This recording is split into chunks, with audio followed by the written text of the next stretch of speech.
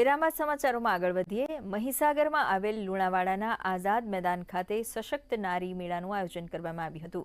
રાજ્યકક્ષાના આદિજાતિ વિકાસ, અન્ન નાગરિક પુરવઠા અને ગ્રાહક સુરક્ષા મંત્રી પી.સી. બરંડાએ રિબિન કાપીને આ મેળાનું ઉદ્ઘાટન કર્યું હતું. આ પ્રસંગે મિશન મંગલમ યોજના અંતર્ગત કુલ 17,50,000 કેશ ક્રેડિટનું વિતરણ કરવામાં આવ્યું હતું.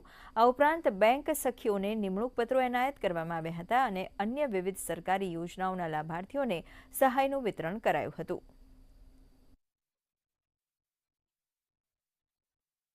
इस मेले में वोकल फॉर लोकल और जो स्वदेशी का जो मोदी जी का नारा है उस पर ध्यान देते हुए जो हमारे गांव की महिलाएं जो अपना अलग अलग सामान बना रही हैं, सामग्री, स्व सहायता जूथ और साथ ही साथ ऑर्गेनिक फार्मिंग करने वाले किसान जो अपना उत्पादन कर रहे हैं उसको एक मार्केट मिल सके, लूणावाड़ा के जो शहर के लोग हैं उसको जान सकें और इन लोगों को भी एक यहाँ पे पहचान करने के लिए एक ज़्यादा तक मिले, इस उद्देश्य से यहाँ ये मेला किया गया है।